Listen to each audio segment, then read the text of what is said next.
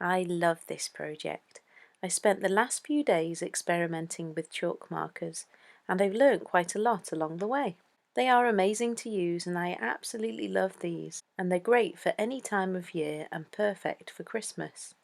Here are my top tips and tricks to help you with your project. I've put a link to the ones I've used in the description below, but there are lots of different varieties out there. Most importantly, enjoy your project. No matter the outcome, just experiment and give it a go. Let the children get involved too, because I'm sure they'll have great fun like mine. So come along and let's get stuck in. Before you begin, take a look at the nib of your pen and see if you've got a dual head. And this one we've got a round tip and a chisel tip, and they work a little bit differently. First of all, replace the cap and shake the pen up and down for at least 30 seconds with the lid in the upright position. First of all, we need to get the ink down into the nib, so we just press on a scrap piece of paper and just pump up and down a few times. It might take a little while to get it going, and when you do, you'll see the ink come down into the white and it will then become the colour that you want to use. Just like this. First of all, test it out on a piece of paper and see how you're comfortable using it. As you can see here, this is the round nib, and then to change the nib, all we need to do is take a scrap piece of paper, save your fingers from getting too dirty, turn it around and place it back in the other way. And so this is our chisel nib, and then I like to use the tip of the chisel to get a nice fine detail, and you can do that simply like this. With every project, always start with a nice clean surface. I have Windoline as that's what I normally clean my windows with.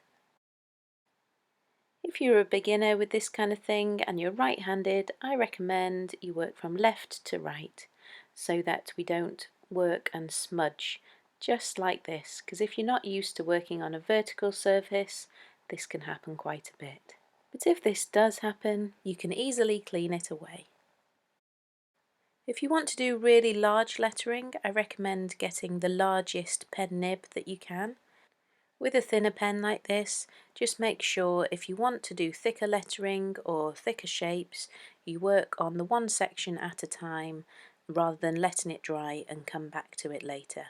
Just make it thick as you go along and work on one section at a time while it's still wet. Now, as this has dried and we want to try and go in with more, we tend to rub away what we already had and make a bit of a mucky mess. So work on one thing at a time. It's nice to go in with other colours and more details, but sometimes when this happens, we want to blend the colours together, and so the nib does get a little dirty, like this. But don't worry, we can take the nib out and we can clean this and we can get it back to normal as it was before. So take it through some running water and just clean it off. It's all water based, so it does wash off really well. The slightly more stubborn bit here, I can just get the toothbrush or something and we can just scrub away and clean that off. Not my actual toothbrush, by the way. There we have it, nice and clean, and we're able to use that again.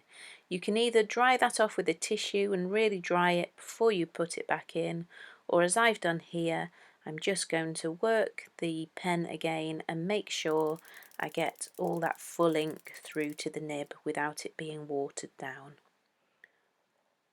So I'm just testing it here on a piece of cardboard. And there we are, almost back to normal. Back to normal there. Another little tip, make sure you leave your pens lying flat down horizontally, not upright in the tub or jar. This will help prolong the life of your pens. The way I like to clear the windows again is to take a dry cloth and buff it all off, and then I'll go in with a different cloth and my window cleaner again and just get the window back to where we were before. Ready for the next project. Rather than doing everything freehand, we can use templates, so you can go to the internet, print something out. If you want to do it so that you see it from the outside, you would do it in reverse. I have stuck this template on the outside of the glass as we want to see it from the inside. So I'm going to use my printed template and follow the lines. You can see it slightly different to I can from my angle, but what I found really helped was I closed one eye and then followed the lines, and I found that a little bit easier to follow the lines that way. So just follow nice and neatly, doing one section at a time as we did before. The chalk markers are really lovely to use and the ink flows really well, so I recommend this as a really nice project. Once you get used to working on the window, you'll be able to hold the pen a little further away and be able to steadily hold your hand away from the window and be able to draw that way. But it just takes a little bit of practice, and this way you're not smudging the ink as we go by holding your hand against the window. And so for this one I'm just going to add some nice foliage and just decorate, and you can see the pens work absolutely lovely and you get a lovely clean line, and it's going to look lovely and even better in the dark. They look super in the dark. I'll show you that in a moment.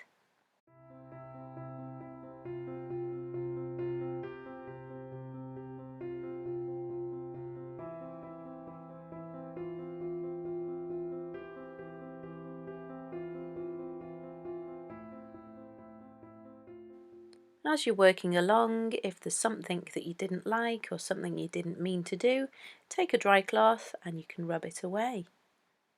And here you can see it from the view I had.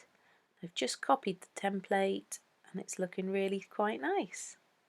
So add more details, be as elaborate as you like, and you'd come up with something really quite beautiful. Another way to use templates, again I've stuck these on the outside of the window, and this time instead of it being an actual design, I've just stuck on squares so that I can follow these.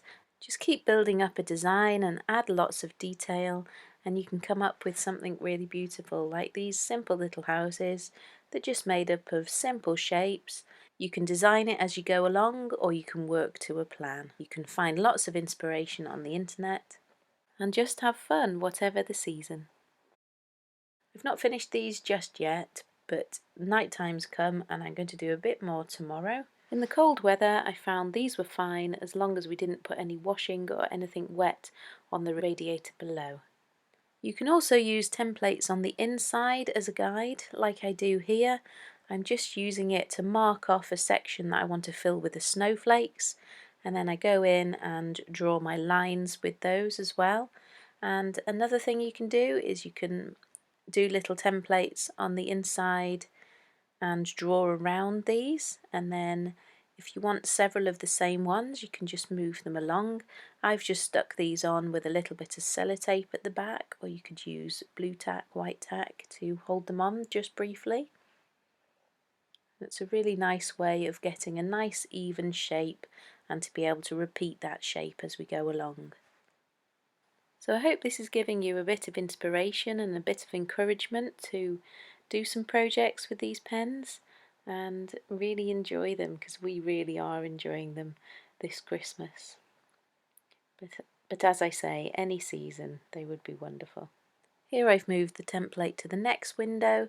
I'm simply adding in some foliage and then using that as a guide to draw my string in there.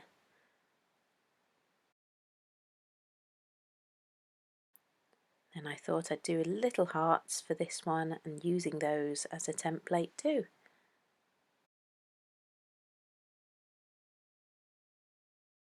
And here's my finished design. I'm really quite happy with it. It looks lovely in the day and it looks really lovely at night too. Add some lights around it and really make it Christmassy, as it's currently Christmas, but you can do any design at any time of year and it would really look wonderful. I think just at Christmas we have that extra excuse to make everything extra Christmassy. If you have quite a detailed piece and you need to take a little mistake away. You can easily take a damp brush and simply keep drying it off and use that to remove some of the chalk which maybe is in an awkward position somewhere where there's lots of detail around it. You can simply do this. I'm just using this as a small example here. Lots of fun for any occasion.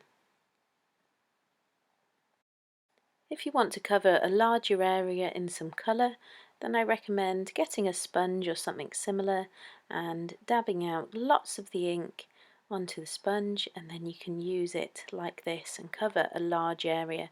Maybe you want a different effect or create some snow. I just did this as a really quick example. Just cover a larger area. So do have a go with some chalk markers. If you haven't got some, then you can go out and get some. They're lots of fun. You can put them away in the drawer and then get them out for every single season. They look great at Easter, Halloween, Christmas, every occasion. So go and have some fun. Let me know what you think in the comments below, and I hope to see you again soon. Bye for now.